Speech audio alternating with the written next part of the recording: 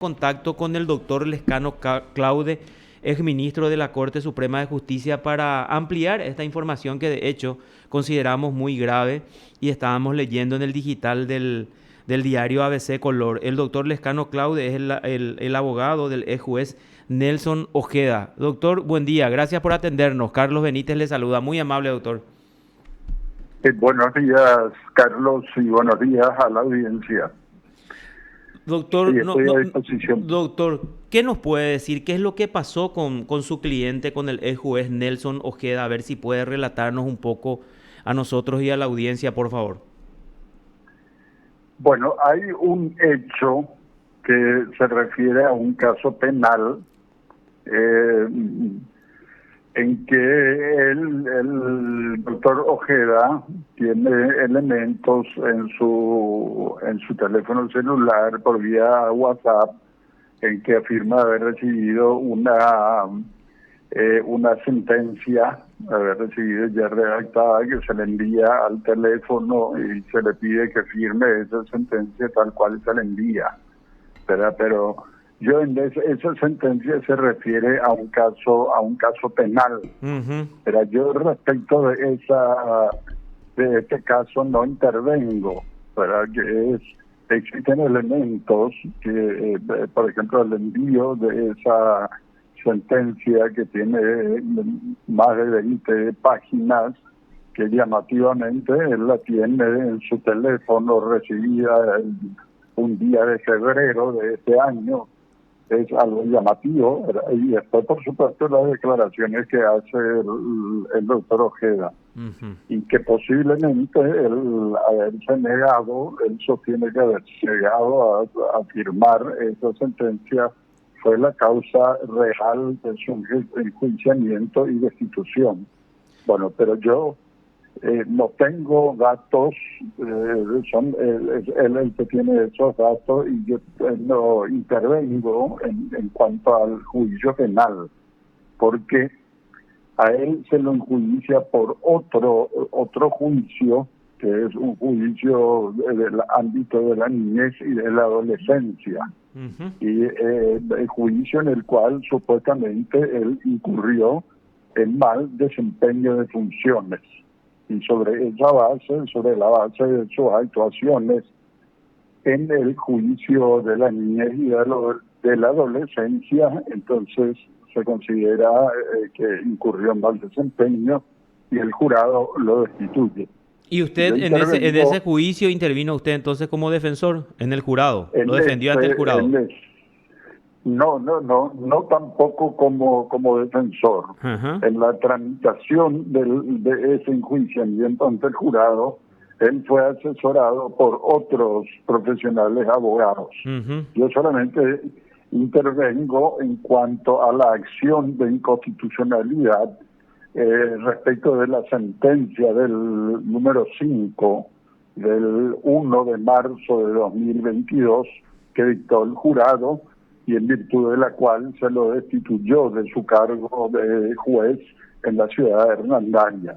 Yo intervengo para plantear la acción de inconstitucionalidad contra esa sentencia del jurado, la sentencia de destitución, en la cual existen numerosas irregularidades, ¿verdad?, que ponen de manifiesto el carácter arbitrario de esa sentencia. Es decir, la violación de varios artículos constitucionales y el carácter arbitrario de la sentencia, lo cual hace que la Corte Suprema tenga que declarar la nulidad de esa sentencia, que es lo que solicitamos por medio de esta acción de inconstitucionalidad. Claro, y en dónde, a ver, ¿cuáles son los puntos arbitrarios que usted notó cuando estudió la decisión del jurado y a ver, qué elementos sustentan esa afirmación suya en el escrito presentado ante la Corte, en donde califica de arbitraria, lógicamente, esa sentencia, doctor? A ver si nos puede desentrañar un poquito esa parte. Sí, La supuesta causal o el hecho por el cual él supuestamente incurre en mal desempeño de funciones en el caso de la niñez y la adolescencia es en haber dictado una medida cautelar de convivencia de un niño con su padre. Incluso esa medida cautelar, que es una medida provisional, una medida que puede ser modificada en cualquier momento, es una medida reformable en cualquier momento. Bueno, por haber dictado esa sentencia, esa medida cautelar, supuestamente por eso incurrió en mal desempeño de funciones, contra la práctica del jurado de no enjuiciar por ese motivo, porque es una medida cautelar, una medida que, como en este caso, fue revocada por el tribunal de apelación. Sin embargo, no se hace ninguna observación respecto de la actuación del juez Ojeda acerca de la sentencia que dicta en los juicios.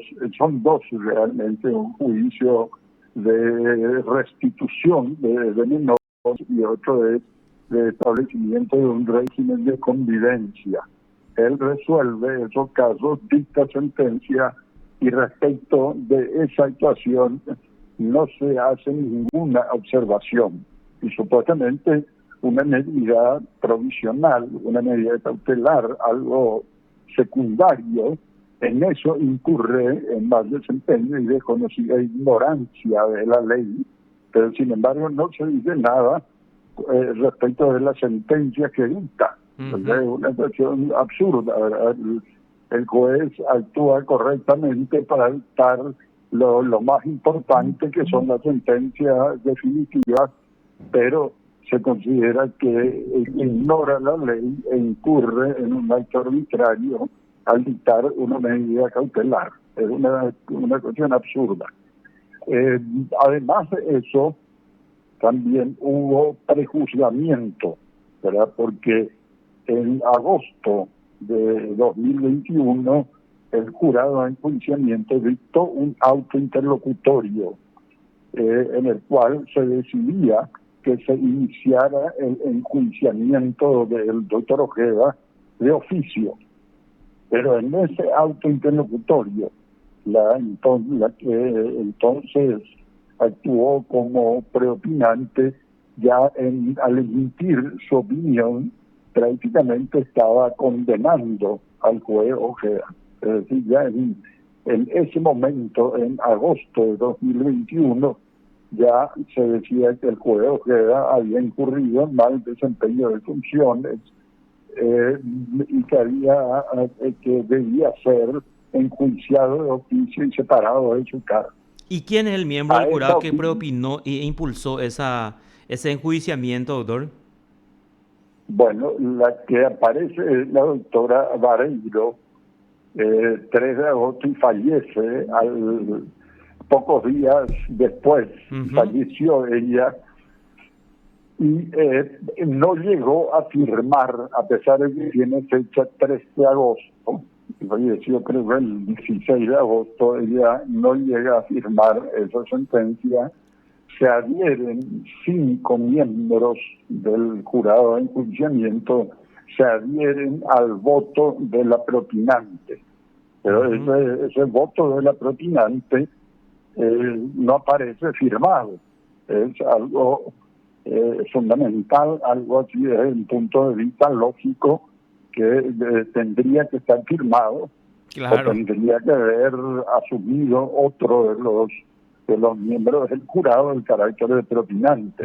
Y todos 5 miembros se adhieren a ese voto, lo cual hace que claramente en un documento que por las características de eso que estoy señalando, incluso tiene que ser considerado como un documento nulo, se adhieren al voto, y lo que queda claro es que incurren en prejuzgamiento, porque en agosto de 2021 están diciendo ya que es culpable de mal desempeño el juez Ojeda, y esos 5 miembros que se adhieren al voto de la doctora Vareiro, que luego fallece, el 1 de marzo firman la sentencia número 5, por el inicio de la cual se destituye al juez Ojeda. También ese es otro hecho muy grave, ¿verdad? Porque en agosto de 2021 ya se adhieren manifiestan, ¿verdad?, esa idea de que el juez incurrió en mal desempeño de funciones y tiene que ser enjuiciado de oficio. Pero de hecho ya lo habían condenado previamente. Luego se hizo el enjuiciamiento formal en noviembre, diciembre de 2021, y el 1 de marzo de este año se firma la sentencia de destitución. Uh-huh. Bueno, esas son, entre otras, las principales, son estas las principales irregularidades que se pueden observar en el fallo del 1 de marzo de 2022. Correcto. ¿Cuándo usted presentó la acción, doctor? A ver, un poco, la acción se presentó anteayer, creo que se presentó en esto hace muy poco. Se presentó la acción de inconstitucionalidad aquí ante la Corte Suprema de Justicia. Correcto, y acá tenemos que recordarle a la gente que esto debe ser estudiado por los 9 ministros de la Corte Suprema. O sea, para la admisión se requiere que los 9 firmen, ¿verdad, doctor? Sí, las acciones de inconstitucionalidad contra sentencias del jurado de enjuiciamiento de magistrados, en cuanto a ese tema, entiende el Pleno de la Corte, es decir, los 9 ministros de la Corte Suprema de Justicia. Por eso es que es bien complicado, porque imagínese, para conseguir en una sala los que firmen 3 votos lleva muchísimo tiempo, y para que, a ver, luego de ahí ahora 1 o más se van a inhibir y hay que integrar con camaristas. Entonces, esos trámites son muy, muy engorrosos. Eso nomás quiero recordarle a nuestra audiencia. Le agradecemos muchísimo su tiempo. Una cosita que respecto de eso que estás diciendo. De hecho, el doctor Ramírez Candia firma la sentencia del 1 de marzo de 2022 en disidencia, firma en disidencia, pero de cualquier manera va a tener que inhibirse, por lo menos él ya se va a inhibir y va a tener que integrarse. ¿Y el doctor Diesel firmó por la destitución también? ¿O quién integraba ya el jurado? No, bueno... realmente hay 7 firmas en total, ¿verdad? Son 6 en el sentido de la destitución, y en disidencia el doctor Ramírez Candia. 7 firmas, son 7 integrantes del jurado los que participan. Pero el doctor Ramírez Candia, aunque haya firmado en disidencia, tiene ya no puede atender necesariamente, sí. Doctor, ¿y su disidencia era por alguna sanción menor o era por la absolución del juez Ojeda? Por aplicar una sanción menor, un apercibimiento. Sí. Correcto. Doctor, muy amable, que tenga una excelente jornada. Gracias por su tiempo. Igualmente, gracias a las órdenes.